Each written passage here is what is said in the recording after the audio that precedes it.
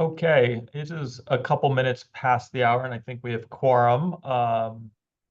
Let's get started. This is the Finance Committee of the Maine Recovery Council. We'll do quick introductions and then dive into the agenda. I am Benjamin Mann. I'm the Deputy Commissioner of Finance at the Maine Health and Human Services Department, and I also serve as Treasurer of the Maine Recovery Council. Go over to Pat. My name is Pat Kibble, and I am a recovery ally, and I am the current chair for the Maine Recovery Council. Todd? Good afternoon, everyone. My name is Todd Brackett. I'm the sheriff in Lincoln County. Paul? Morning or afternoon. I'm Paul Vinsel, addiction medicine physician working with Spurwink. Representative Crafts? Hi, I'm Lydia Crafts. I'm a clinical social worker and represent House District 46. Mary? Good afternoon. I'm Mary Coyne. I am the coordinator for the Recovery Council. Brendan? I am Brendan O'Neill, Assistant Attorney General in the Maine Attorney General's office. Haley? Haley Taranko, also with the Attorney General's office. Ella? I'm Ella Capin. I'm with the Attorney General's office. And Courtney joined. Are you available to, Courtney? Hi, everybody. My name is Courtney Gary Allen. I am the organizing director of MIRAP, as well as a person with living experience of substance use. Thank you all. It's nice to see you again. Our Finance Committee meeting falls off slightly closer to the Recovery Council because we delayed the Recovery Council a week earlier this month. But so we just met last week, but we have the agenda posted online, which is fairly standard for what it's been in the last few times. And welcome any, well, let me just go through it quickly. I'll do a quick budget update. We'll go through our some of the implementation topics, including any contracts updates that we need to cover, vendor support, the letter of interest and application processes that we might need to cover. I think we'll also have another discussion around admin costs, since that keeps coming up. I have some subtopics within those topics, but are there any other items that folks wanted to discuss this afternoon? And at some point, I'm assuming in the agenda, we'll be able to discuss allowing the chair to have a funding mechanism that doesn't have to go through the council every time for small needs. Yes. You know what, I was pulling together my notes for this, and I was like, I know Courtney mentioned that we wanted to discuss something, and I thought it was the admin, and I knew I was wrong. Yes, discretionary approval for funding. Thank you. Very good. So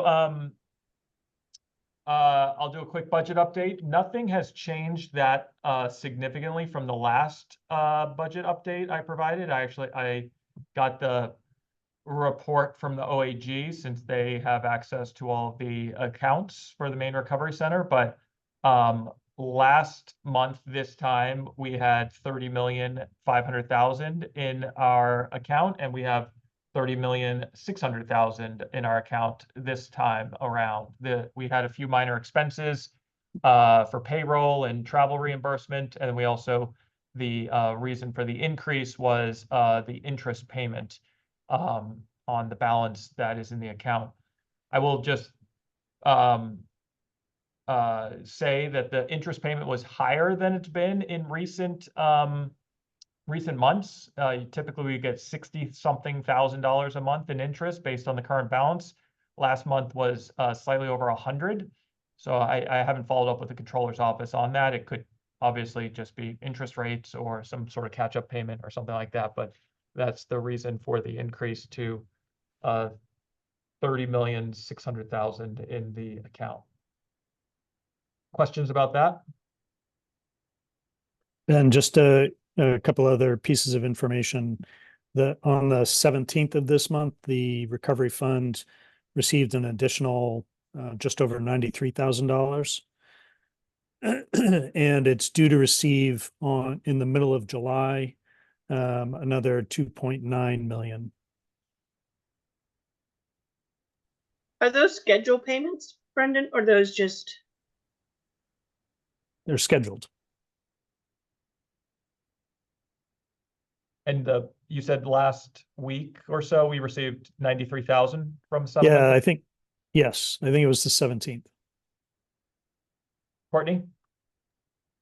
This might be a Ben or Brendan question. I'm not sure. I was just wondering, is our money in the highest bearing interest account that it could possibly be in? I'm just thinking like if we have, there's no such thing as extra money, but extra money that is not scheduled to be spent until a future year or something, like is there like a CD account? I don't know. I'm not an accountant, but something with a higher interest bear than what we currently have that we could invest some of it safely. That's a great question. Let me follow up with the controller's office on that. Because, you know, we as a council decided that we're not planning on spending it down every year because of the front-loaded funding. So there will be funding that persists over time here in the beginning years, and tying that up a little longer term could make sense if we are able to draw down additional interest on that. So let me look into that. Thanks.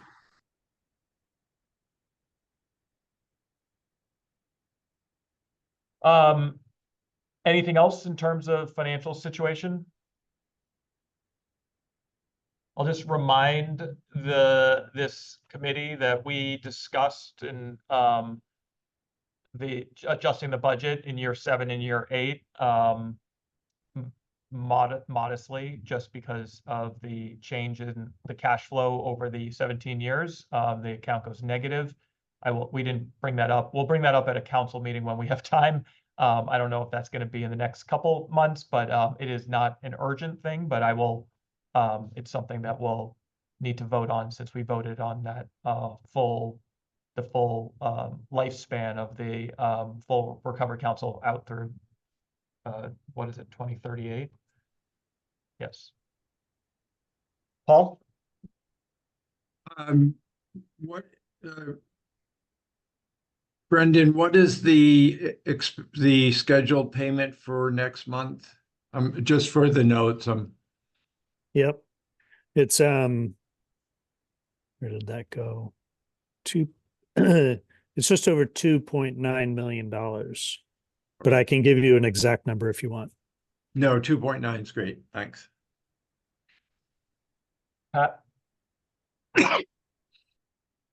Just a quick thing.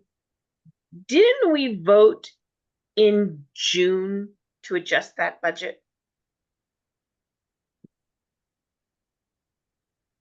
May, because the June meeting was last week. We didn't do it then. No, well, May meeting. Did we? That would be embarrassing for me if we did, would but be- I don't recall doing so, but Maybe we just had the discussion at May and June about adjusting because of the advanced payments. I don't remember having a vote, but maybe Haley could help us. I'll follow up with Haley offline, and we can Okay, and thank you. Pat, maybe we can just carve out some time and fix it at a future council meeting. Anything else on finances? Very good. Let's go to implementation topics. I did not touch base with anyone before this meeting. But we can just go through, and if you don't have any updates, then that is fine. But Brendan, did you have anything you wanted to brief this committee on, or any questions related to contracts? The Piscataquis contract is, I'm putting it into final form, doing last checks internally, and reviewing the allocation letter for the syringe service providers that Ella and Mary have helped with. And then I'll be working with Mary on the next, working with Mary on the next contracts to turn to. As I mentioned at the council meeting, that, as I, turn the contract into a form, the thing that would be helpful to get from this group, if not from the full council, doesn't matter to me which, I think, is the, for each contract, there's going to be the deliverables section, what we want the provider to actually do. There's going to be the payment section and the schedule of payments. And then there's going to be, the reporting, whether it's financial or performance reports. And those are, those are the things that I anticipate will, change from contract to contract. And I'll want to make sure that I have clarity from at least this group about what those three components are on a, for each contract. That will definitely help me, especially if I have, pretty clear language that I can just drop into a contract. That'll help me, move things along more quickly. What was the third? You said performance reporting, financial reporting, Yes, and the, deliverables? Or say it again. did you, I thought you said there was 3 different elements that you sort of want to standardize? Yeah, the payments, the deliverables being, here's what you're going to do. And the reporting as divided into the two, performance and financial. Right. And to the extent that there's, existing, to the extent that the providers already have to do that for, under existing contracts, and we can just, copy those provisions, that's helpful if I can, have those. And I think Mary's done a lot already to pull those together. Great. But I don't want to oversell what Mary's done. I have a quick see. thought on that, but Courtney? I was just wondering if Mary or somebody would be able to provide us an update on the syringe service project ones. Have we identified sources for all of the funding that the full council had allocated to syringe service programs? Particularly, we had set aside like a little extra money for new syringe service programs. So I guess my question is all the money allocated that we've already allocated? That was a lot allocated. The answer is no, not all of it.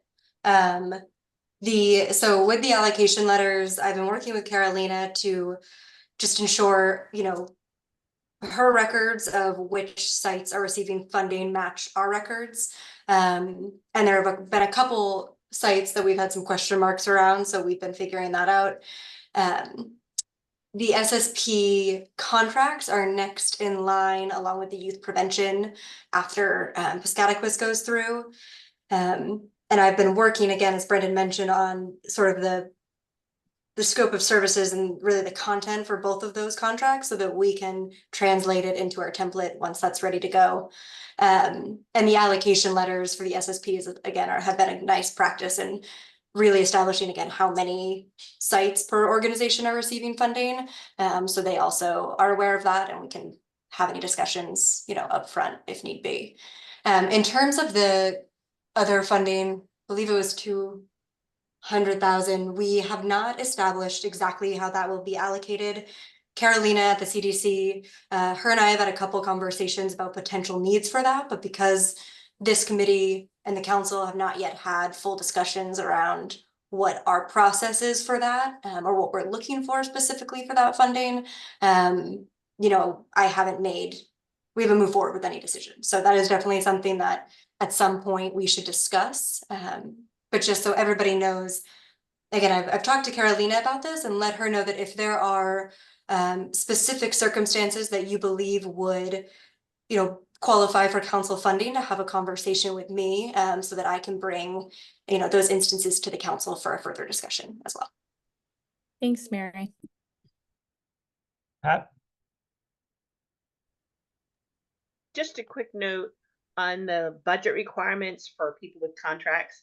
I think it's great that we're using the same form that the state does for people already receiving state contracts. So they know that that's But one of the things we may want to keep in mind, and of course I don't know because I haven't seen it yet, but if we have agencies asking for small amounts of money that are not used to state contracts, we may want to alter that just a little bit because they are complicated. And again, people who are used to doing them, that is great. But again, for those people asking for that, we may want to look at a shorter version, a less complicated version for smaller agencies, particularly if they're requesting small amounts of money.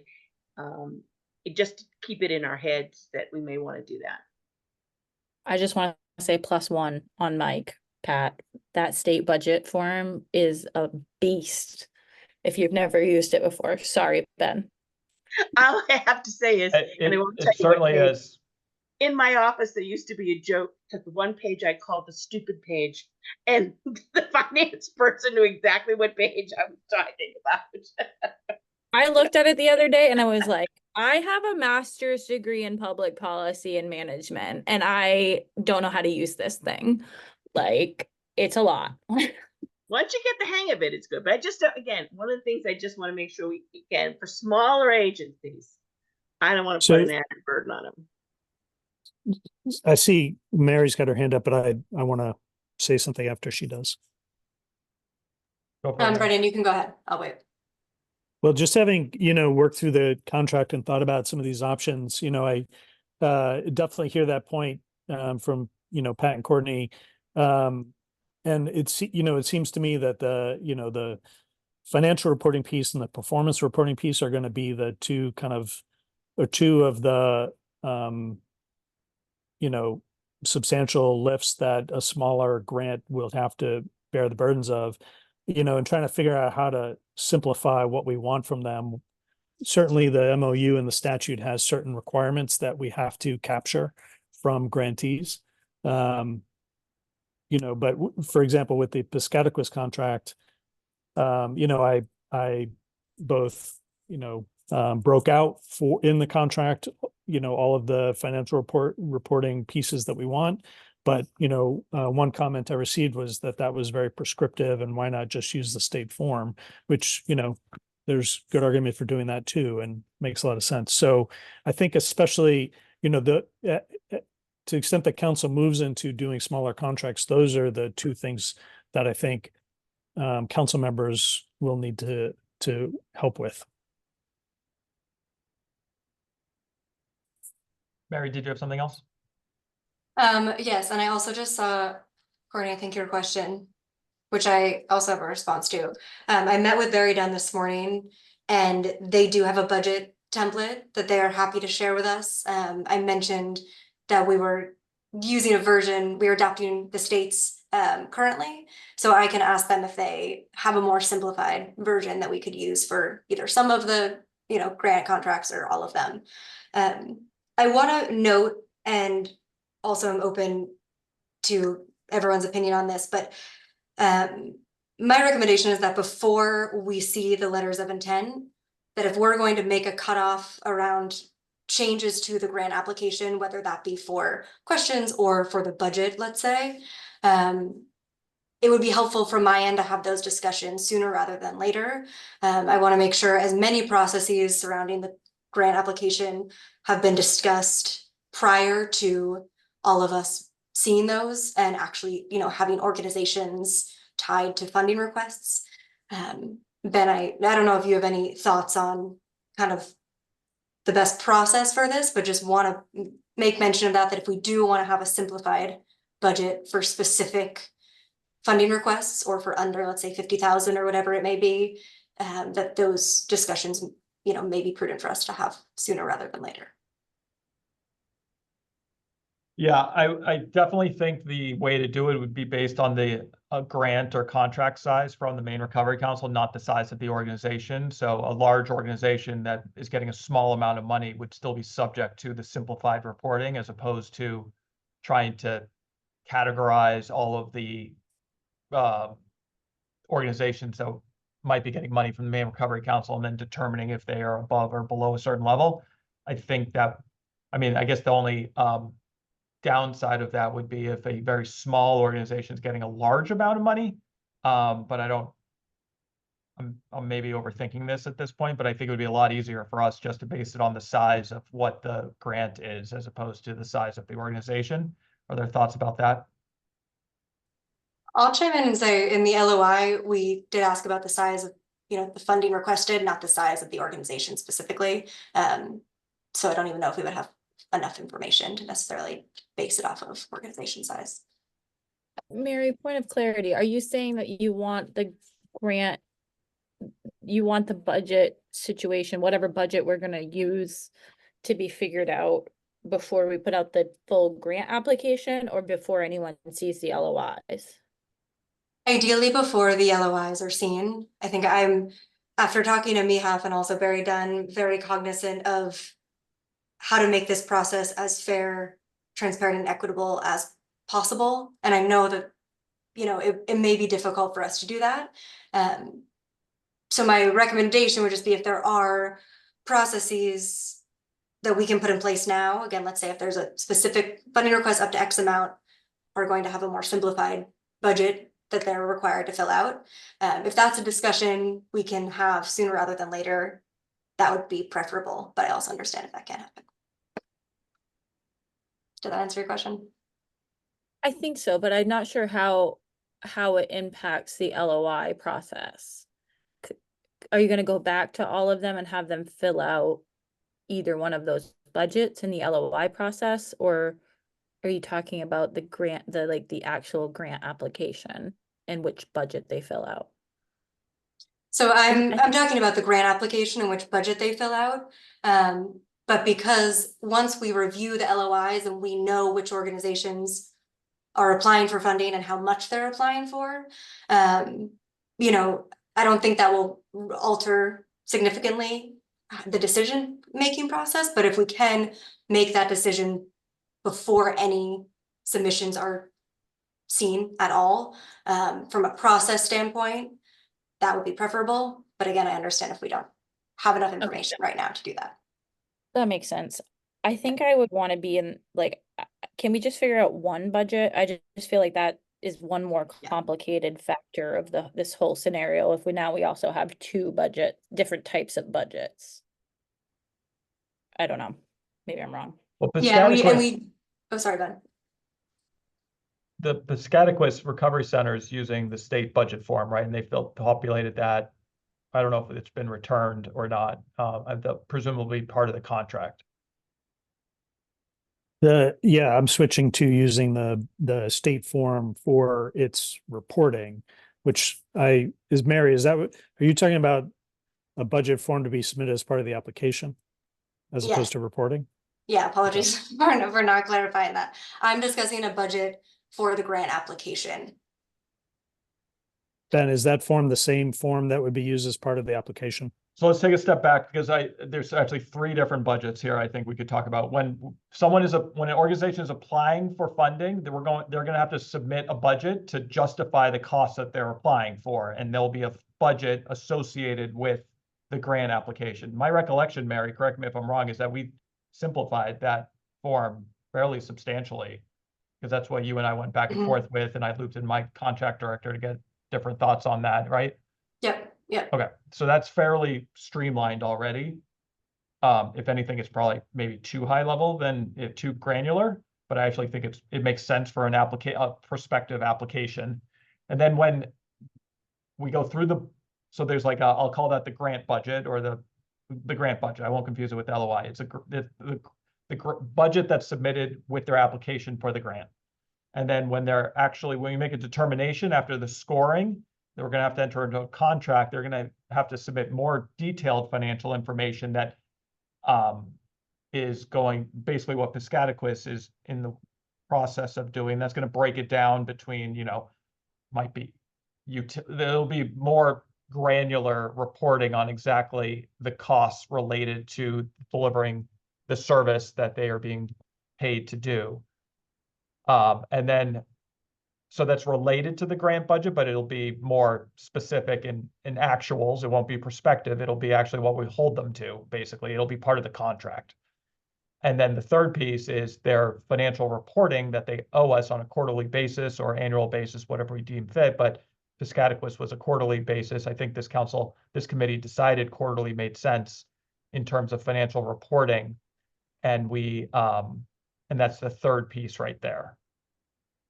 Which, so I think we've been talking about the second one right there, the budget that's associated with the contract, basically. But we can step through all of those if we want to in a little bit more detail right now, if that makes sense. Mary, I think the grant with the budget associated with the grant application should be all set. Or Okay. close to all set, I think. Yep, and thank you for walking me through that, and I apologize. I was thinking about the grant application budget, and thinking that if we were going to change, again, the budget template that we requested, again, we want that talked about now, but now it makes sense that we're talking about the contract budget. So, Ben, to answer your question, yes, we do have the grant application budget in pretty good shape, and I'll share that with Barry Dunn to see if they have any input, and if they do, I'll bring that back to the finance committee. And But that we makes. could- I'm sorry, to go me. ahead. Brittany. I was just saying that clarifies everything I was confused about. So great. Yeah, thank and you. why don't we not, I can think about this a little bit more. I do this every single day, so I realize like, it's probably like way in the weeds for budgets and contracts and stuff, but we can make sure that what we are rolling out for each three of those makes sense. And if we want to try to streamline it, we can do so. And I think we are probably okay with the grant application, because that budget I don't think would be changing. It would only be changing once we get into the formal contracting process, if we want to try to streamline that, because those are the forms, that are very detailed. I will put it kindly like that.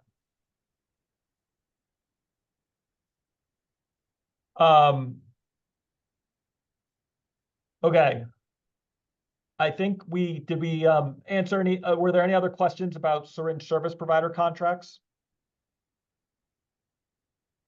I'll just mention to this, and I think I know you're taking care of this already because you just mentioned it, working with Carolina and the Maine CDC and everything, but to the extent that we want, and the council obviously approves of such, of any coordination with DHHS, obviously we administer the contracts for all recovery centers that are existing. If we want some sort of formal or informal connection for the Piscataquis Recovery Center with OBH, the Office of Behavioral Health at DHHS, we can work on that. I know that we've discussed making sure that the syringe service contracts are sort of picked up. And Mary, I think you're going to the monthly meeting with them that the CDC organizes. I think to try to,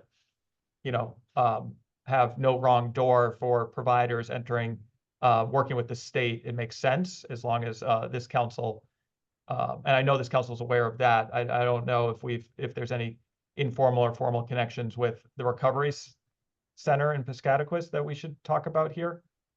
The one sort of formal connection that's in the contract is to require, and Gordon has given me language about this, to essentially have them partner with an existing recovery center. I think he has in mind the Bangor folks, which I think they already have a relationship with, as I understand it. But it's anyway, Gordon has given me language about that so that they can have somebody to turn to ask questions of. There isn't, either formally or informally, that I'm aware of, a connection with OBH that's built into the contract. And I don't think we should include any contract language. I just, to the extent that we can connect some dots here informally, we don't need lots of connections and support and learning and training and capacity building can all be done outside of like formal contract language. I would hope that we could do that if it's appropriate, and I just want to make sure that if we don't make those connections, they're going to happen organically at the provider level, which is fine. But I think we could, if we want to, we have an vested interest on making things successful here with our first funding. I just wanted to flag that as if something if that makes sense. So let me just ask, you know, you know, I can imagine like meetings of all of the, you know, recovery centers where they get together and discuss things, or listservs that, you know, OBH or somebody else might have with the, you know, DHHS funded recovery centers. And you can imagine this for any number of the different kinds of contracts that we're going to enter into around, you know, the different pillars. And, you know, certainly it would be great if a non-DHHS funded entity could participate in those kinds of groups. But I don't know how to make that happen. So Brendan, that happens to somewhat of an extent now. I think that there is a coalition for particularly around the recovery centers. So they meet, and even if you have a contract or don't have a contract with the state, that's the entity that most likely they're connecting with. Because if they're startups, if they're small startups, they get the support from them. But at one point in time, and Gordon's not here, so don't quote me, Portland Recovery Center used to be part of their contract was to make sure that they connected all of the recovery centers, so they had that support. So that happens anyways with recovery centers, and it somewhat happens with particularly those recovery homes that are MAR certified. They also meet as a group on a regular basis. But that does, yeah. It still is PRCC's contract to do that. Sure is. I just signed it last week, I think, or the newest contract related to that. They're the hub to all the other recovery centers being the spokes, if you will. I think maybe some of the intention of Gordon, again, I don't speak for Gordon, but in my brain, why he might want the barn to be connected to them as well is just like location, closeness, and same types, maybe closer to the same types of communities that they'll be serving. Great. I will just for awareness, I flagged for OBH the fact that the Piscataquis contract is close and that they're aware of it. Generally, we don't need any actions or anything here, but just trying to, where it makes sense to create those synergies inside or outside of contract language, I think makes sense, just so they're all working in the same service area and with the similar goals. Okay, anything else on contracts? I'm going to skip vendor support right now. Let's go to LOI application. Mary, did you have anything for this committee? We obviously just touched on some, but anything else? No, nothing else. Now that we have Barry Dunn on board to help support with, again, some of the finalization of the budget and finance related work, there's nothing right now to be discussed. Fantastic. Can I just ask a quick question about Barry Dunn? Sorry. Who's going to be coming up with the description of the scope of work with them? Yeah, that is something that Tim, Zeb, and I have worked on. And Brendan will follow up with you offline about the contract for them. But that scope of work we've started on, and also with the roles and responsibilities overview that I sent, it would be great if we could take a couple minutes to review that as a group, because that's going to be my basis for developing the scope of work. And, you know, I guess my question is, does this group want to see or weigh in on the scope of work before Mary and I, you know, before I finalize whatever the contract is with Barry Dunn?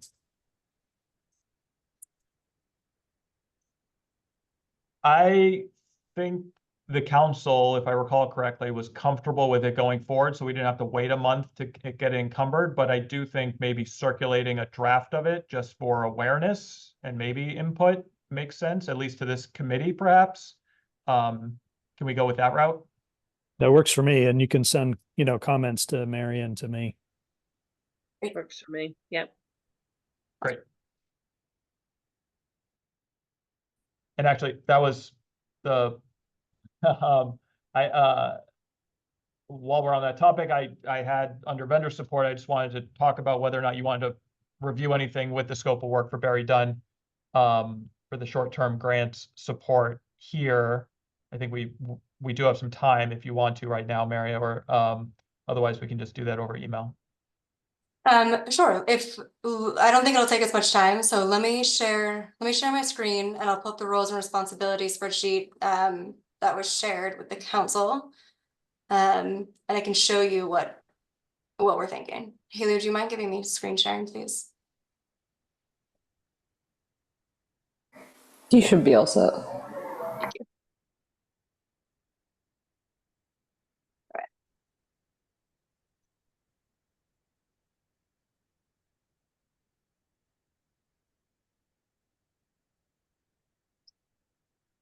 All right, is my screen visible to everyone? Yep. So the primary scope of work for this contract is really, again, to reiterate, around the development and finalization of the grant application, which will include, helping to refine the actual language of each of the questions. The Program and Grants Committee has already established what those are, sort of generally speaking, but they'll help us refine that language. Also discussions around a grant agreement, pulling together a template for that, for us to be able to use once the grant goes out. The budget template, as well, as I mentioned, budget variance. I have a couple notes here, which won't apply to this part of the process, but are things for us to consider as a committee in the future. So again, what sort of variance between predicted and actual expenses are we going to allow? The reporting requirements and our method for that, they'll help us define that, as well as a rubric for actually scoring the grant applications. And I've talked to them, as I have the council, about this, but because we don't have an appeals process, it's especially important that we produce all of, that we keep all of these considerations in mind before the grant application actually goes out, and that we have all of our expectations as clearly defined and laid out as possible within the actual grant application. So these are things that I spoke to Barry Dunn about this morning, and they're on board with helping us out. They also think it's feasible for us to have this finalized by the August 8th meeting, which is great news. So in terms of again, just really pre-award support, are there any additional services that the Finance Committee would like to see included in their contract? It's great. For if possible, I think the reporting method requirements for grant, if that could be structured, I could envision that being structured like a one-page SOPs for grantees, prospective grantees, that I could see us posting that on the website and just referring folks to, it could be like a FAQ list or one pager, and then the scoring support, if it also could be structured like an SOP, just a one pager set of instructions for us for scoring, it would possibly be just more help. It could be, they're just sort of ready-made documents for that are instructional in nature that I think could be standalone, and that would be, seems very helpful if they could help us with that. Okay. See, I think Courtney was first. Ben, I don't know what SOP means. So, standard operating procedure. Oh, okay, yep. So that just makes like, sense. yeah, how to do something. Like a policy paper. Yep. ABC. Okay, got it. My question was, I know we've all asked for a training on scoring. Should that be part, can they do that? Should that be part of this? They can, and I spoke with them, and they're scheduled to be at the July 11th meeting from 2 to 3. Oh, okay. So maybe we don't need to put it in the contract, or I don't know. Ben, let me know your thoughts. I was going to put it in the contract as. Oh, I didn't see that. Scope of Mary. I'm services. sorry. I didn't see it at No the worries. bottom. Disregard No me. worries. Yep, they're gonna bill us for it, so it should be in the contract, and we Great. should know who's delivering the training and everything. So that makes sense to me. Paul, did you have something? Courtney asked my question. There it is. Very good.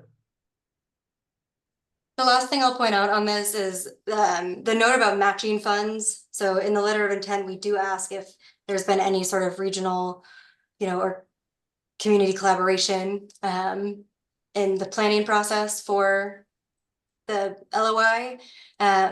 Something for us as a committee to just keep in mind as we, look forward to the grant application, if there is any sort of prioritization we want to do around matching funds or, the council's support of existing use of other opioid settlement funds. Something that we, again, should discuss probably before the full grant goes out, or at least before the scoring takes place. But I think that's all for now. Sounds good. So are they working on the award phase or not yet? You mean, are they doing anything beyond the pre-award, which is mentioned here? No, they aren't. Okay. And that was another part of the discussion. That right now the council's vote was pretty limited to the scope of services for the development of the grant. But as our discussions continued, I said that I would let them know, and if as part of the grant development process, there were additional procedures or forms that they, recommended we utilize, that I would bring that back to the council for consideration as well. Excellent. Okay, I think I had also training for the council members on scoring, but we covered that under LOI application, and then also vendor support. We talked about the short-term grant needs and the scope of service deliverables there, so that's great. Anything else related to sort of near-term this summer activities related to LOI grant work by the council? One more quick thing, and this is more of a procedural question. Similar to the contracts, you all being comfortable with us sending around a copy of that for your review and input if needed. If there are specific questions from Barry Dunn, that require discussion by the committee, are you all comfortable with me sending those questions out via email for you all to consider, or what process do you want to have around those? And I say that just given that we meet once a month, and I don't want to hold us back from moving forward if the finance committee needs to weigh in on something. So if you have any recommendations of that process, let me know. I think it was certainly the council seems supportive of getting this done and not waiting for the next council meeting. So I think acknowledge that some of those questions and clarifications might be easier to have in person, but I'm 100% comfortable doing that over email. If we can't do that, we'll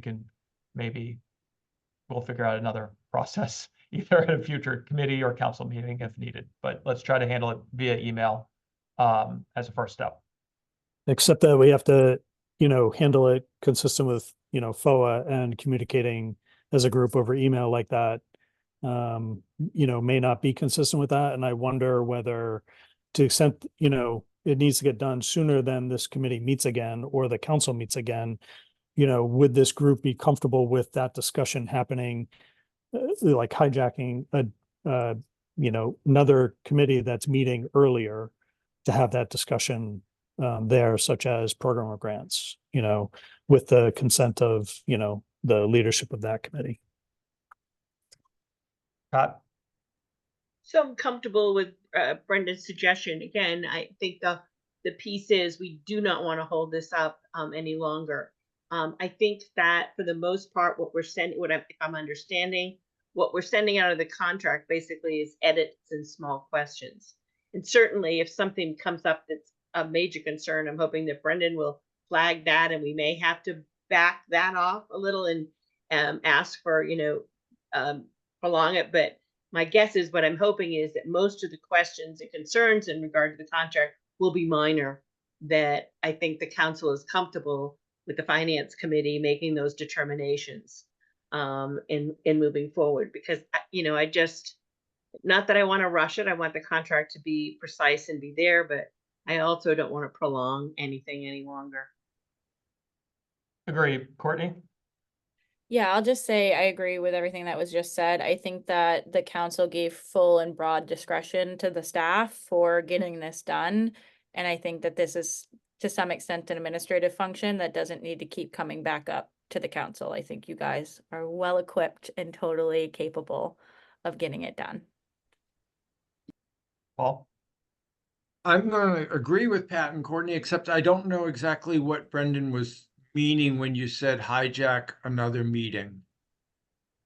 All I meant, and I don't have to dwell too long on this, is, if there's something about what Barry Dunn wants in the contract that either I or somebody else determines, needs council input, and we want to get the contract in place earlier than the next time this group meets, or earlier than the next full council meeting, can we go to a different committee where there's a number of council members present, some of which overlap with this group, and have the discussion there solely for the purposes of having the discussion publicly, and having the issue vetted there. I'm not too worried about differences in like jurisdiction, about whether the Program of Grants Committee weighs in on the contract instead of the Finance Committee. It's really just trying to get it, a number of the council members in a public meeting to like have the discussion about the thing. Does that make sense? Yeah, so that would be like the executive committee or the grants committee or whatever Yeah. group happens to show up at the next. Yeah, it would be, yeah, I mean, Okay. right. My target would be like program or grants because it's a big group and, there's a lot of overlap. Okay, great. Thank you. We're like 2 weeks short of just noticing a meeting every week and canceling it when we don't have anything to talk about. I'm joking. I think, Brendan, I'm curious if were you comfortable with how we handled the feedback for Piscataquis Recovery Center contract? I was comfortable with it because it was sort of a one-way, it was a kind of limited one-way street. I sent you guys, here's the document, and send feedback to me, not to each other. That works from my point of view. And, we discussed, important parts of that feedback at the council meeting. So, I do feel comfortable with that kind of, direct feedback, to the staff. Great. I thought it worked well as well. I see Courtney? Courtney's hand up. I don't remember if this is how you did it, but just because I sometimes accidentally hit reply all, could you BCC us when you don't want us talking to each other about something so that I can't hit reply all? Yeah, I think I could probably do that. That would save us Yeah. a FOIA nightmare. But I mean, I think I can do that as long as like I do have to identify in the email that I sent it to the entire committee and so forth. But yeah, I think I can do that. Okay, we have 40 minutes remaining in this committee. I do want to spend a little bit of time talking about something that Pat raised with me, which is how much we have to spend on a permanent vendor support contract. So envision something like what we're embarking on with Barry Dunn, but on an ongoing basis for all basically all aspects or whatever aspects we see fit of council operations. So it's actually probably that next section of the sheet that Mary shared, which is the contract management and reporting and follow up with. There's going to be questions about from prospective applicants and everything like that. I don't have an answer to how much we can spend. I do think it would likely probably be, and I'm just talking in a very ballpark high level, probably if we're talking about like 3 FTE, like 3 people full time or close to full time, it would probably be around $500,000 a year, I would envision. If we are talking about a consulting firm type relationship with this, whether it would be MEHAF or Barry Dunn or any other organization. Could be more than that, it could be less. And we'll have to I think the amount of support that the council could require or want could be dialed up or dialed down. It could be a full-time person. If we're talking about a full-time person, I don't think we would need to necessarily go through a consulting firm. We could do a staffing contract like what Mary is on, but I do think we want a more permanent solution here that provides support. And I actually think I'm encouraged by the short-term support that we're seeking with Barry Dunn, because I think it'll be informative of what we want longer term. But that really wasn't a question, but I would welcome other thoughts on this in terms of capacity or cost, or if there's any questions.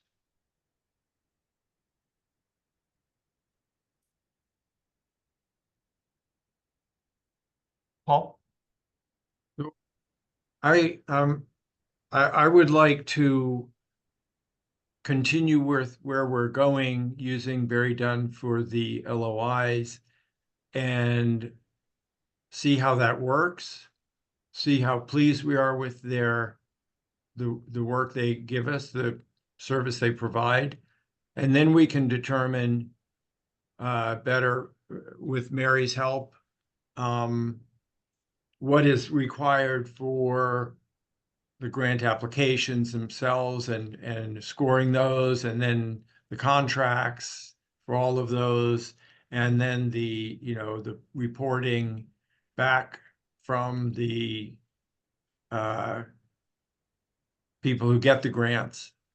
And I don't think we can really make a very good determination of what that's going to require until the time comes up. I don't disagree with that. Pat? So my question, I agree with Paul. My question really was just a ballpark figure about what we had for money, because we want to be able to continue with Mary's services and other expenses from the council and can't go, and we want to be cognizant of the 10% administrative costs. So I'm sure I think we have plenty, but the other piece in this is the question is, I know that we were okay with doing this contract with Barry Dunn and sort of allocating them and hiring them. If we did go out to somebody who would permanently help, or at least long-term help us managing contracts, is there a dollar figure if we exceed that we have to go out to bid? Or can we do what we did before? Say this relationship with Barry Dunn works well and we want to continue it. Would we have to put it out to bid? Is there a dollar amount or some sort of like line we cross that says, oh, nope, that has to go for bid? I think that question is whether or not we're going to fall, that the Maine Recovery Council is subject to state procurement law, but which I think Brendan has advised us that it is not. I think there's pros and cons of choosing to align to that, and I think we have. I think we've discussed before about taking maybe a targeted approach, so making it a semi-open competition of like asking for soliciting for potential vendors, but from a list that we choose, which I think would meet the requirement for competition, but not just asking everyone in the world for something like that. And I think we could proceed like that, but I don't want to talk too much because I see multiple hands up. I can get to the numbers in a second, but I think Todd was next, or maybe Courtney, I'm not sure. I think it was actually Mary, but Todd, go ahead. We can't hear you. I was just saying, go ahead, Mary. Oh, okay. Thank you, Todd.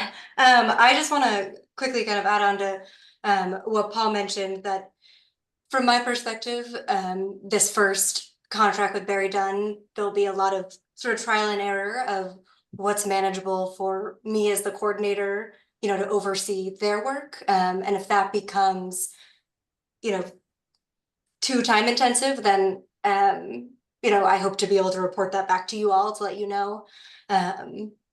So I do think after the next 2 months, at least I'll have a better sense of, what's sort of manageable with my current workload. And I also, want to mention that my current contract ends in November. And so there may be an opportunity there to amend what the coordinator's sort of scope of services are if we see a need to change that a bit as well. So something for us to keep in mind, as we talk about future contractors and staffing needs. Courtney, thanks, Mary. I was just gonna say that I feel uncomfortable saying in a open public meeting how much money we have for this service, and instead I would like them to tell us how much money it's going to cost. And I like the idea of having, well, I'll hold on that, but I would prefer to see an estimate of what an organization believes this to cost before I say we have X amount of dollars. Yeah, I don't disagree with that either. The DHHS generally and almost universally does not put the amount of funding that is available in RFPs, and we RFP a lot of things, and that's just because I think I said this at a previous council meeting. Oftentimes, the amount becomes a floor and a ceiling instantly.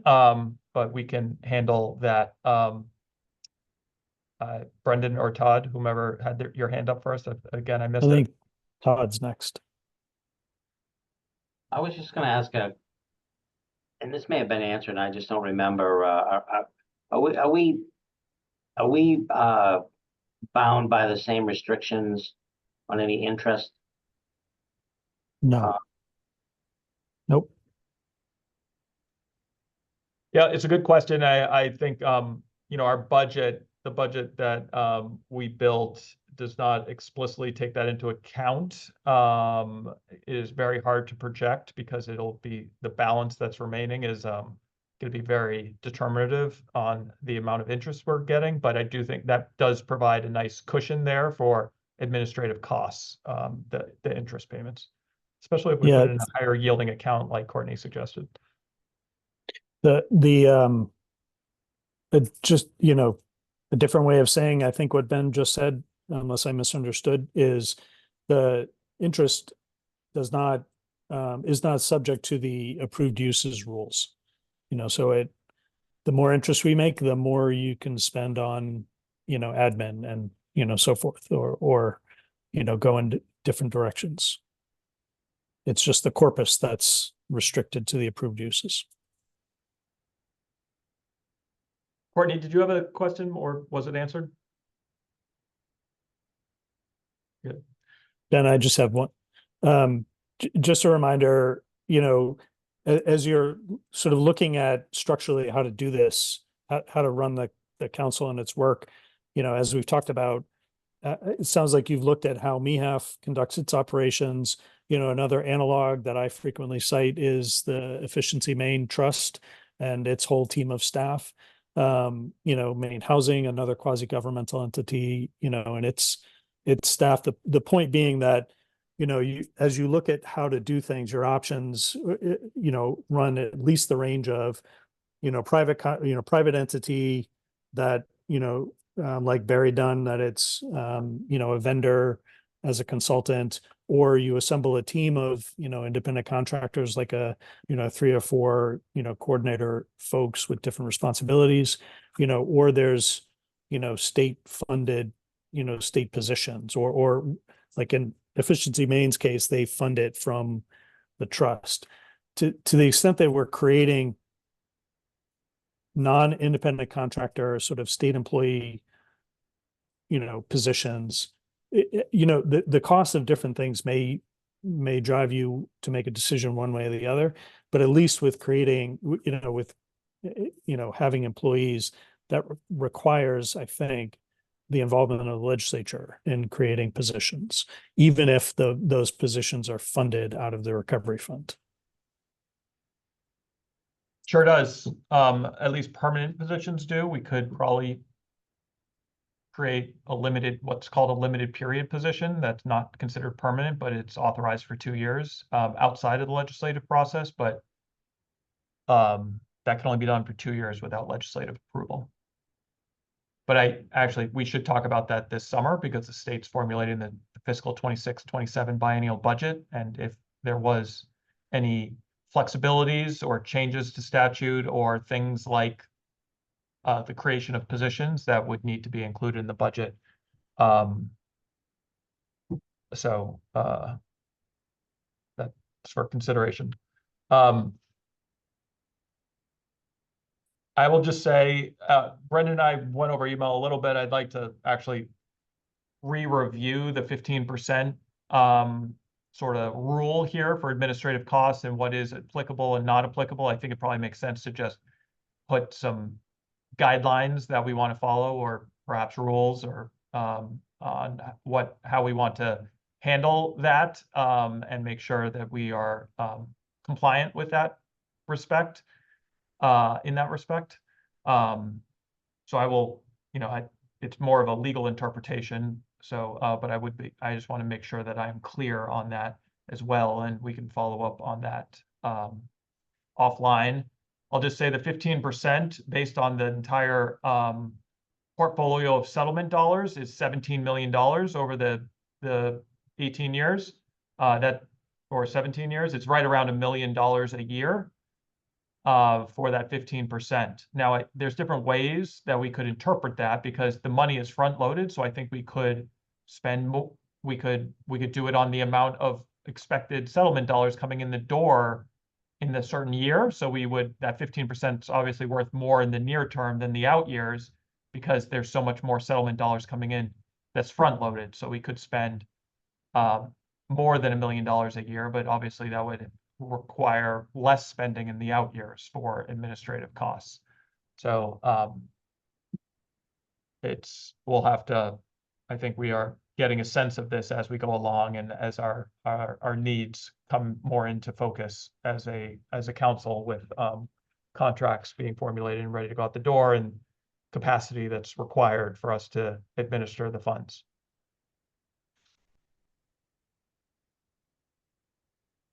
But if 15% of what has already come in is probably in excess of, it's close to $3 million or so. Yeah, and it's probably closer to $5 million by the end of this calendar year. But that would, in the out years, that would be in the hundreds of thousands of dollars. But maybe there would be fewer needs in the out years once we get, we're building things for the first time here. So I do think it's reasonable to spend more money on administrative costs in the near term than the out years. But again, I haven't talked about this with Brendan at all. So I think that interpretation and the application of the 15% needs a little bit more honing on this.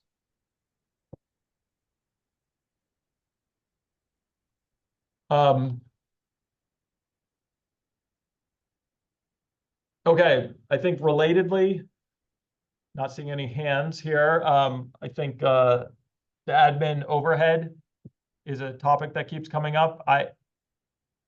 10% seems reasonable to me. In fact, like I said at the council meeting, I don't think we have many options here, in fact. So I think this committee, we already voted on it and made our recommendation to the council to go with 10%. So is there more discussion here, or maybe it's process oriented? Maybe do we need to do, we could put together a summary and send it to the council of what other states are doing and their interpretation of that. But Pat? So I have no problem with the 10%. I'm not going to certainly, but I do hear the voice of some of the larger organizations saying, they have a set fee and they can't. It would seem to me, in regards to fairness, that if we just have sort of a written statement that allows, I think you said it at the council meeting, that, allows for negotiation when necessary, but says that it is the recommendation of the council that we stay within the 10%. But I think you said the state has a procedure where they could appeal it, and we could certainly hear them out, whether we do it or not. But I think we should have it in writing somewhere stated, so that people understand that when they apply for funding and submit their budgets to us, that will be a consideration for us.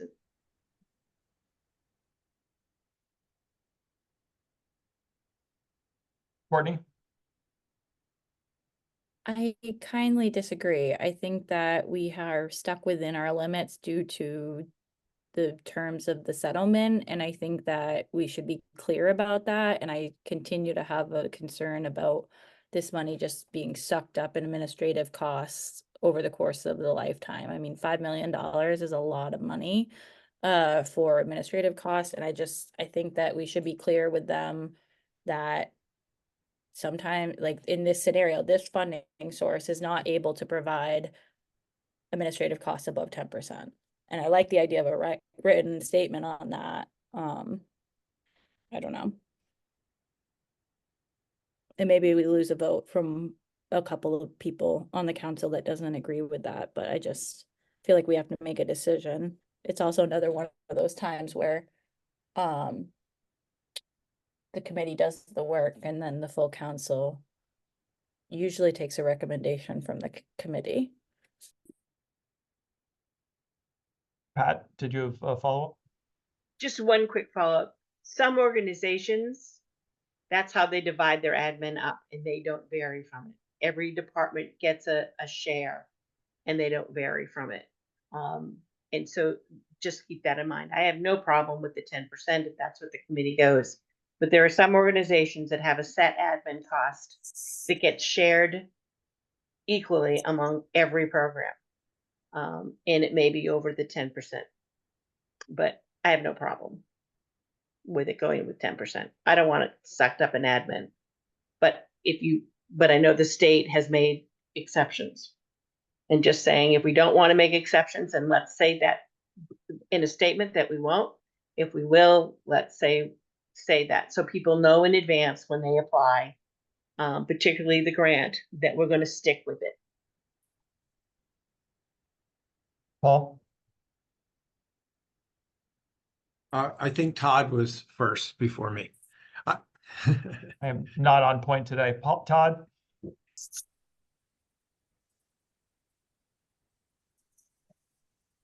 We can't hear you.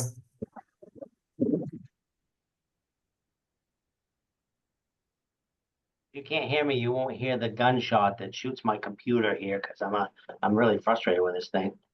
Sorry. That's probably against the law. I probably shouldn't do that, right? Probably shouldn't even threaten it. I apologize.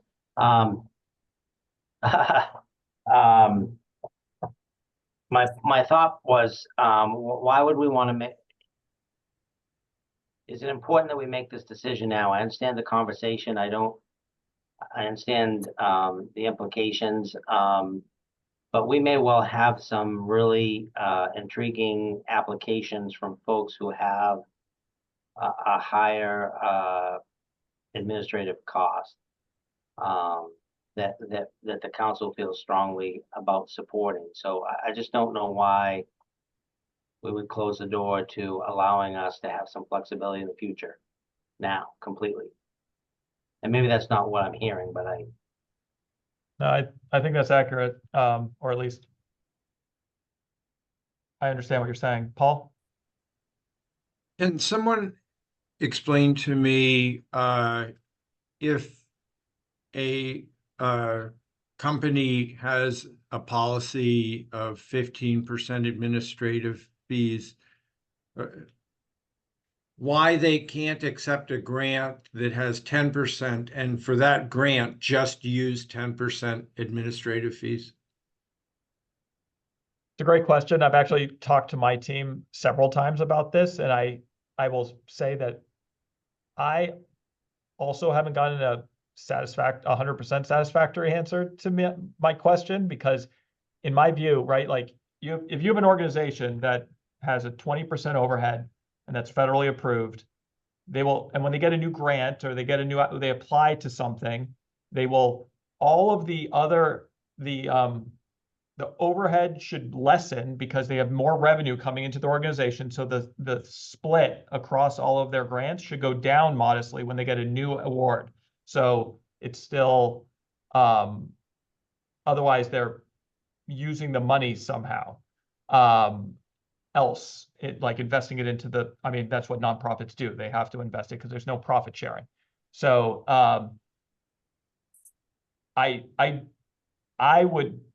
don't foresee, now some organizations, like Todd said, I think would maybe just opt out if they couldn't use their approved rate. And we might have to just be comfortable with that or go with the higher rate. I don't fully understand why a lower rate might not just be, it's just a different division calculus into the total, and one grant has 10% and the rest of the other grants have 20%, and it all feeds up into the same fixed cost for the organization overhead. So because it does feel like they have more money going to the same resources. Now, there's thresholds here, right? You can't just keep adding, you can't just keep growing an organization and adding more grants and delivering more services without adding more senior leadership, without adding more staff level. But the staff gets charged directly to the grant. We're not talking about staff level. We're talking about the corporate overhead of larger organizations. I probably butchered that a little bit, but that is generally how I think about it, and which is why I'm generally comfortable with 10% as a fixed rate. And if we want to, choices is, we have the ability, maybe it's 10%, and we'll have a council vote if we're going to approve something higher than that. It feels transactional and it's going to eat up time in the future. I'm not totally opposed of that, but it will be fairly, I wouldn't love those conversations at a council level, because we're going to be talking about specific organizations that are seeking additional funding above what we've approved for everyone else, basically. I'm not even going to guess who had their hand up first as I was talking, so I'll let you organize yourselves. I think Courtney's next. No, you were next. Come on, I want to hear what you have to say. Okay, I'll just be the one to say it because I feel like I get to serve as an advocate voice on a regular basis. Overhead is often, I see overhead as like a slush fund. Once you get to the point of having like bazillion grants and you've got 20% on each grant, what are you spending it on? There's no way your rent costs that much. There's no way your administrative staff costs that much. Accounting, those are like fixed at some point. Like administrative overhead is like a slush fund, and it makes me very uncomfortable. For like small orgs, like of course you need money to pay your accountant and get your insurance and all of that, but where does it end? And how much can it possibly cost? So I don't know. Maybe I'm making a bunch of big orgs really mad at me right now, but I don't care. So Join the club. I will just, Piscataqua's contract, which we are on the precipice of encumbering, I think we're just paying their staff because they're such a small organization. There is no overhead. All of it is basically direct cost, just to draw that comparison here a little bit. Pat? So I don't see administrative pieces as slush. So I do see it as, in some cases, it's probably overused. And there's probably some organizations that have a higher admin cost for whatever reason and can reduce it. I can use the example of my groceries as corporate greed. It's not about the guy working the counter or delivering my groceries. It's corporate greed that's causing my grocery prices. But in this case, I'm not sure I see that. And I do know that anytime you add a program to anyone and you have to get additional office space and you have to get additional thing, that in order to make the program work, I've learned over the years to respect admin costs rather than look at it as negative, that it has to be there in order for an organization to run. For instance, one of the best things we ever did was hire Mary. Mary's salary could have gone to a program to do some stuff, but we hired Mary because that admin cost allowed us to be able to move forward and to be able to push these funds out. So I don't see it that way. I do think there needs to be curtailed, or you'll get organizations that will misuse it. I don't have a problem with the 10%. I would like to see the 10% with that little caveat that if someone wanted to come to us and ask us, but I could vote it either way. I just needed to say that. Thank you. Brendan? I just want to point out that this committee can ask for, input from others on the council who may have expertise about, the overhead of a large organization. Joe has talked about this. There may be others. The other, the second point I want to sort of raise is whether, a sort of bright line 10% is easy and helpful, certainly from my point of view. I do wonder whether different size grants might warrant different size admin or indirect, costs, a $50,000 grant versus a $500,000 grant. But I can see that getting complicated, sort of quickly. The other is, and the last point is, from my point of view, I would like to be able to have something I can put in the contract that says you can only spend, you can spend no more than 10% on, let's call it overhead or an indirect cost or whatever phrase we want to use, and then define it so that, it's clear in the contract. And then, we'll have the financial reporting form. And you all have more experience with that than I do, in terms of filling it out. But the person reviewing it on the council side, whether it's Mary or a colleague, will need to have clarity about what to look for. And so personally, I like the idea of having a definition of you can't spend more than 10% on, this, and have it be clear in the contract. So, I would like that language from this group. Just a quick point of clarity. I see Mary's role as a program cost because we are pretty much a massive foundation that has to give out millions of dollars, and without staff, we wouldn't be able to do that. So that's different than a direct administration cost, like insurance or building.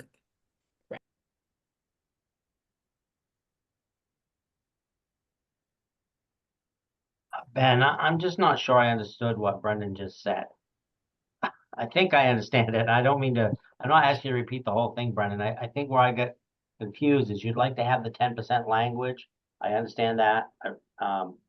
But you're okay with an adjustment or some language that would allow for a variance under certain circumstances, or you're not? I'm just suggesting that the council has options about this decision. It could make a bright line rule and say, every grant it gives out will have a, 10% cap on, indirect or overhead or whatever, however it's defined. Alternatively, the council could have sort of a sliding scale based on the size of the contract, where a small, where the admin and overhead rate, or keep using different words, the overhead or indirect rate goes down as the contract amount goes up. I don't even know if that makes sense, but it seems like a possibility. I totally hear what you're saying.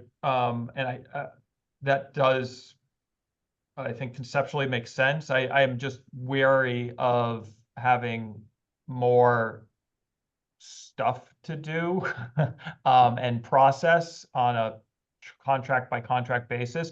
My preference would be to arrive at a decision and just apply it, and then have it universally applied, which is, and we can change our mind, and we will change our mind, and have changed our mind in the past. I think that's why and I think, Mary, I'd be curious on your thoughts on this and others. I think we really need this locked down for the grant application.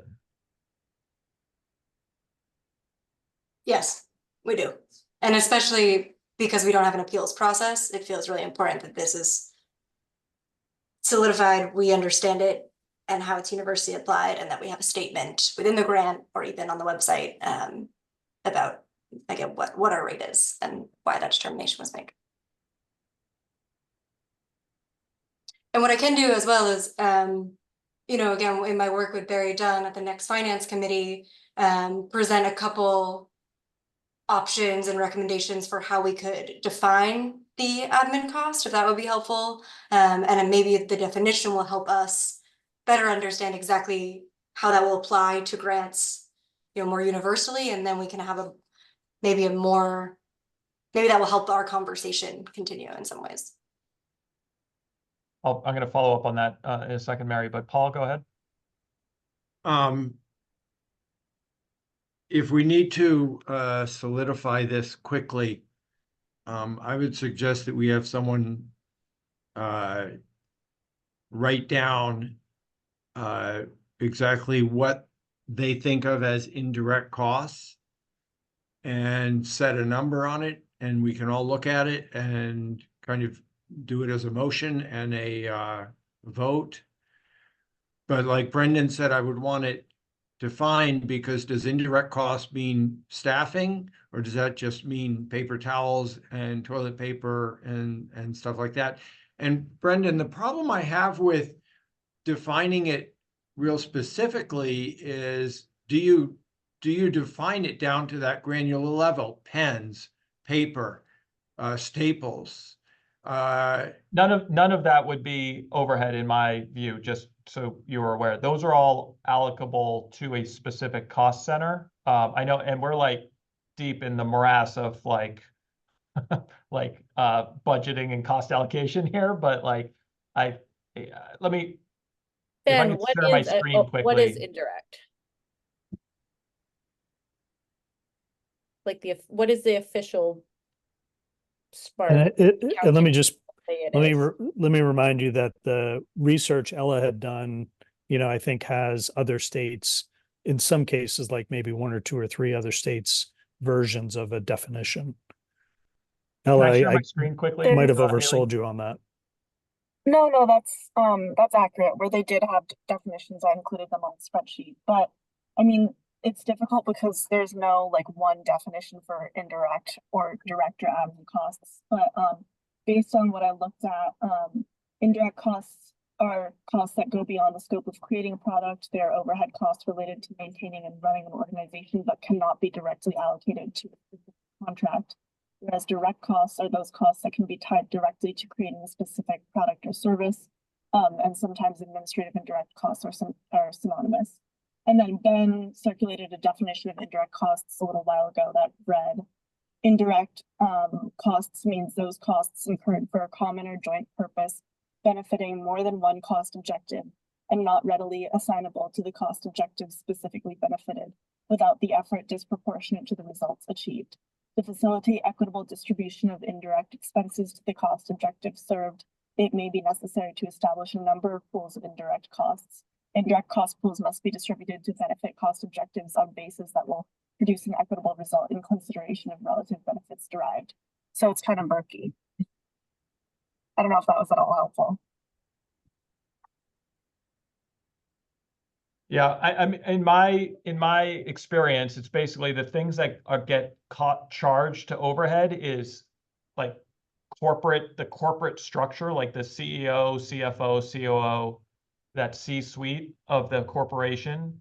And then also, I have two examples. That's one of them. And the second one is like when you hire a CPA to do your like annual financial statements, it's difficult to just cost allocate that, the CPA firm or whatever to do the financial statements that might be required for an audit.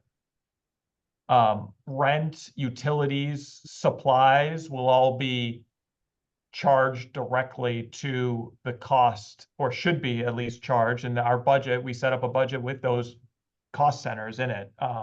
Mary and I did, mostly Mary, that we, will be allocable to that for that purpose. And, I'm envisioning the Piscataquis budget as well. All of the rent, utilities, supplies, there's specific line items for that. And this is all, which is why I find it much more helpful to refer to this as overhead as opposed to administration, because administration means something different to me, even though those terms are often used interchangeably. Admin, I'm admin at DHHS. I guess that's probably not helpful because I might be overhead too. I don't know. But I'll stop talking. Mary, did you have something else to contribute? Yep, I just wanted to mention that a recent discussion with the other opioid administrators from other states was around allowable uses of funds, and as part of that, some states listed out exactly what was allowable for them in their admin costs. So what I'm happy to do is pull what Ben wrote, and again, from our table that we created, and kind of create an initial draft of a statement, if that would be helpful, pulling from, again, other settlement funds, what they're using, or what they're allowing for their admin costs, which could maybe help provide additional clarity. If that's something the finance committee would be interested in, I'm happy to do that before the next council meeting, and we can do the same, providing input via email.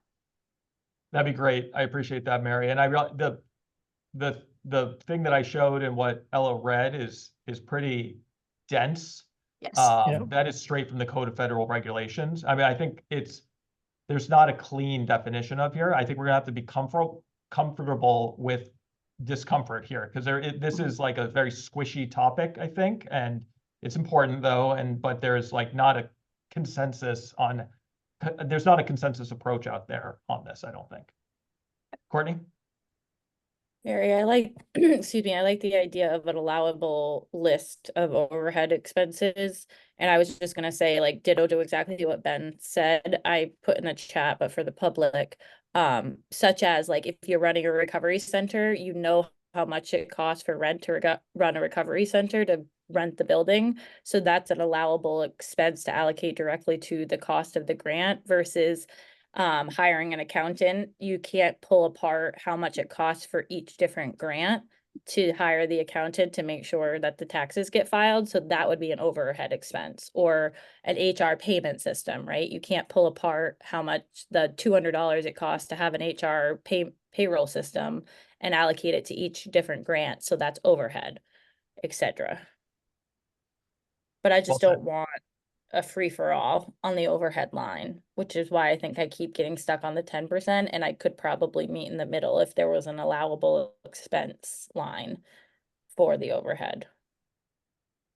And my request for, a definition or a description is, just to make it administrable by both grantees and by the, folks on our end who are going to have to check their reports.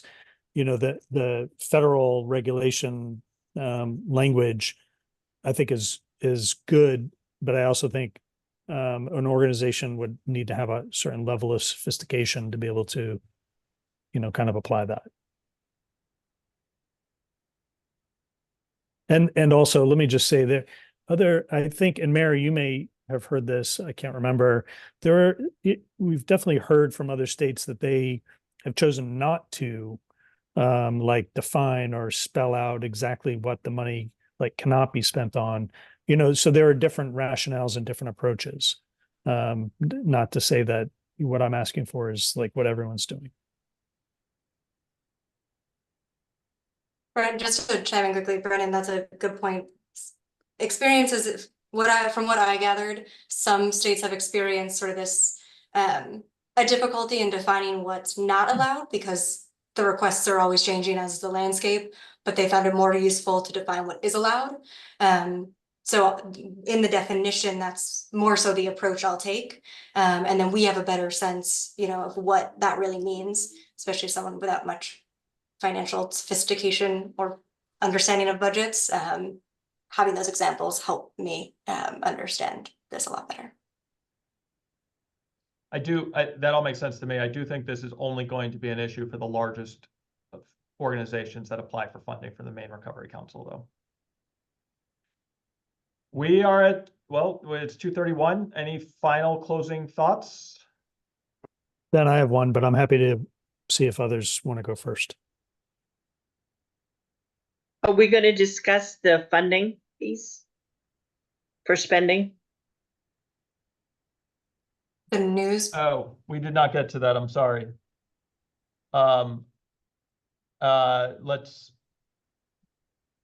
Let's discuss process if folks can hang on for 5 minutes. Someone else could probably do this better than I, but I think I heard that the bylaws allow for the chair to approve funding amounts that No. Okay. They No, don't. That's the problem. We need it to, so we need to figure out an amount. So my proposal would be to allow the chair to approve funding decisions up to $1,000. Over what time period? Like each decision or? Yes, each decision with a maximum funding allocation of $10,000 in a year before coming back to the council.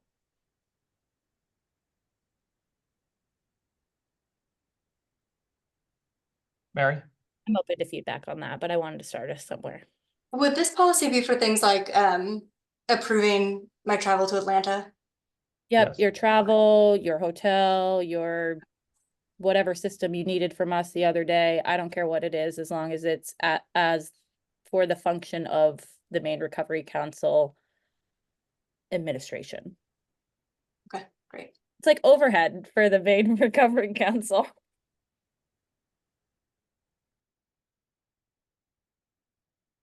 So I'm comfortable with the 1,000. I'd like to hear opinions on the $10,000 yearly. Paul? I think I love that Courtney proposed that. And Mary, my question is 1,000 enough? I think so. I might have said that too quickly. I'm thinking of the cost for Atlanta was probably 1,500. But if we can look at those as like registration expenses versus flight versus hotel, then yes, I think that would be totally fine. I also think there's 2 upcoming conferences that I would request funding to attend. So, and I cannot imagine that those would be over 10,000. So it should be okay. Clarity, yes, my proposal was each expense cannot succeed $1,000, up to $10,000 a year. And yes, I don't think that'll be a problem. I don't want to complicate it, but so I believe Mary's contract now, the problem before was that Mary's contract did not include travel as a allowable source in the contract. I run into this all the time at DHHS. We just put in place a contract that didn't have travel. You need to amend it. It does now include that, is my understanding, and it has to have a dollar figure associated with it. So it's unclear to me whether the chair needs to approve travel. I could we don't want, Mary's not suggesting that she's going to start traveling every week. But we would I think the contract now covers that. It's unclear to me whether or not, and this doesn't need to get in the way of that, but, Yeah, Ben, I would want there to be an approval by the council of. or the chair, at least, yeah. Exactly. I am Sorry, fine with Mary. $1,000 per transaction. I don't know if we need, the up to 10,000 in a year, but I'm also fine with it. I have a question. Should there be a role for the treasurer or for the finance committee? In addition to the chair? I Like- don't, not because I'm the treasurer, I don't think we should involve the finance committee, because then that requires noticing for meetings, and we explicitly want to avoid, that's the problem of trying to do short-term approvals here, right? Yeah, I'm sorry. I don't mean on the front end. I mean sort of on the back ends, like, some sort of like, although I don't know this makes sense, where the chair approves an expense and then, I think maybe a reporting to the finance committee of, expenses that were approved between finance committee meetings.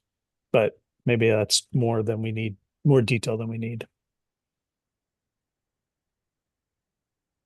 I like that.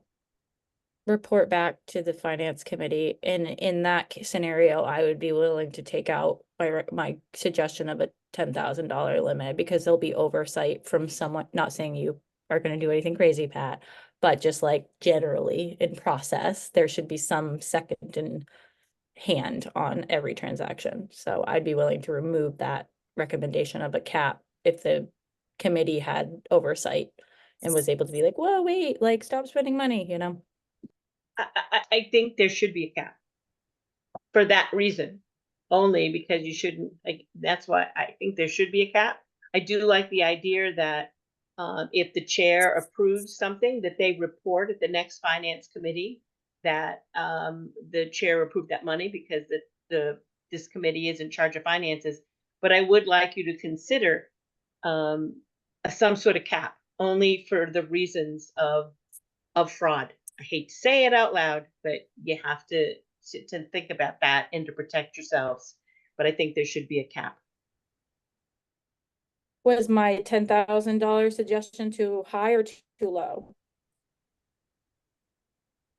In your opinion, Pat? I was thinking it was a little high, but you know, I live in the 60s sometimes. So maybe 10,000 doesn't take you the way it used to. I bought a house for 20,000, so I can't. I really, really don't like you right now for the very specific reason that you just bought a house for $20,000. That included an acre of land, the septic tank, and the well. Well, now I hate you. Thanks, Kat. Thanks for squashing my millennial dreams over here.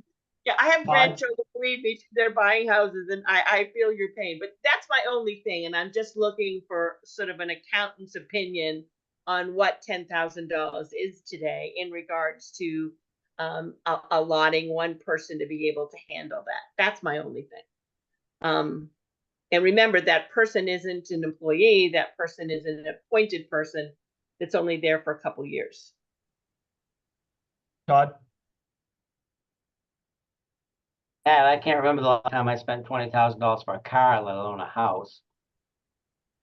1971.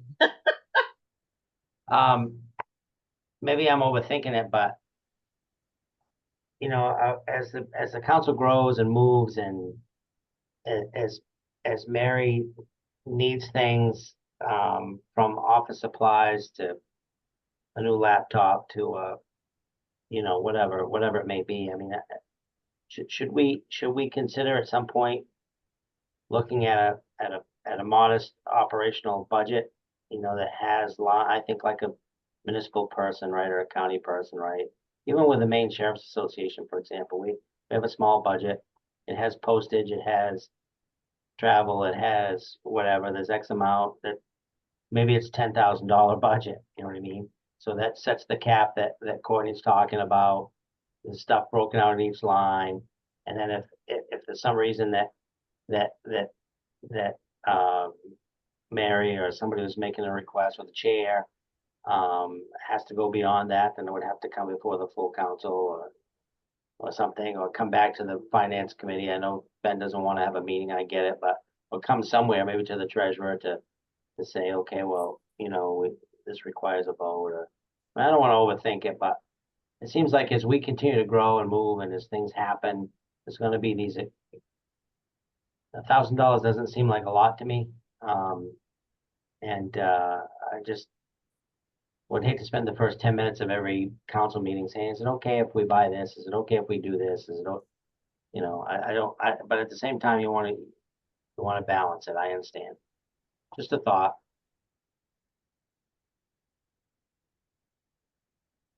I think that is a very good suggestion that we maybe will take a little time to implement. So I think it's a two-step process here. I think what I'm hearing is the chair can approve an expense up to $1,000 for an entire transaction.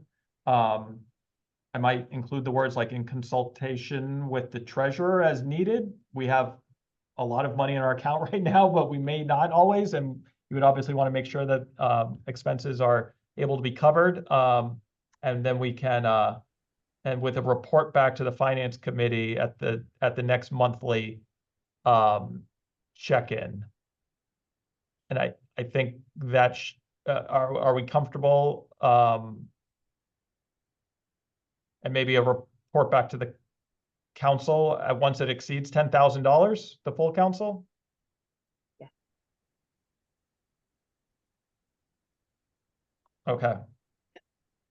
Do we need to vote on that? Yes. Well, I mean, I think you need to make a recommendation to the full council, Okay.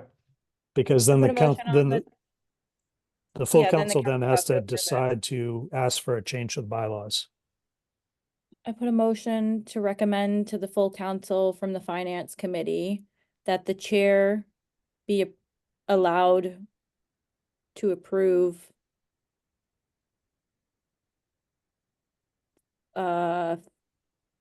expenditures, sorry, I couldn't think of that word, expenditures not to exceed $1,000 in consultation with the treasurer for operations of the Maine Recovery Council. With a report back to the Whoops, she pushed the wrong button. With the report back to the finance committee, at the next finance committee, and once it exceeds $10,000, a report back to the full council.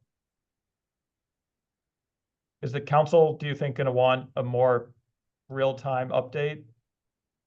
I don't think so. I think that works. Want that seconded? Yeah. We still have a quorum now that, oh, here she is. Battery? That was very bad timing for my computer to die. With a report back to the finance committee every month. And then we Is that it? decided that the full council, And once it a exceeds report back to $10,000. the full council when it exceeds $10,000 in a year. Todd was so certain of how you're going to finish that motion that he seconded it already when you were offline. Great. Haley, do you want to call a roll? Yeah, 1 second. Todd Brackett, Yes. Lydia Crafts, Courtney Gary Allen, Yeah. Pat Kimball, Yes. Ben Mann, Yes. Mausolette, Paul Vinsel. Yes. That's 5, it carries.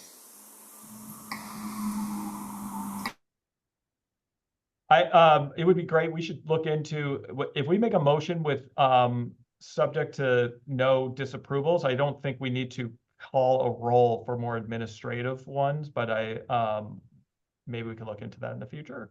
But Brendan, did you have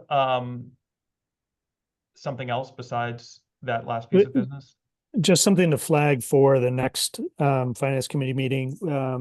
I probably raised this previously that our office, as part of setting up the council, covered certain administrative costs of the council, and we're working on, it's sort of now's an appropriate time for those to shift to the council itself.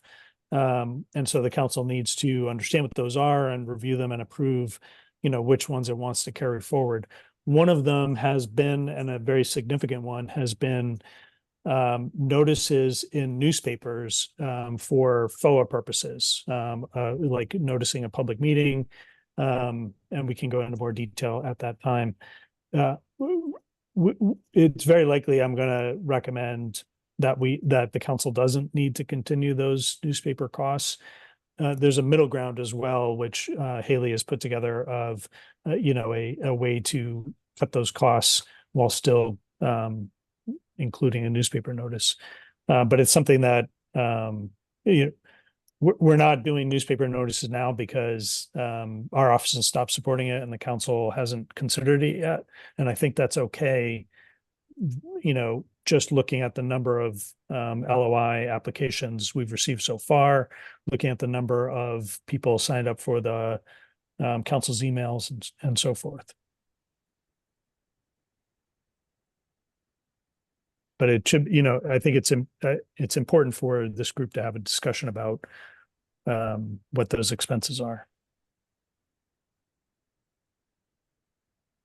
Sounds good. Thank you for that. Any other items to flag? Okay, we're 16 minutes over. We've exhausted one battery of Courtney's already. I think we should call it a day. Thank you all for a good discussion. And Paul for taking notes. We'll review the minutes in advance of the next meeting, and this committee meeting is adjourned. Have a good afternoon, everyone. Thank you. Bye-bye. Bye all.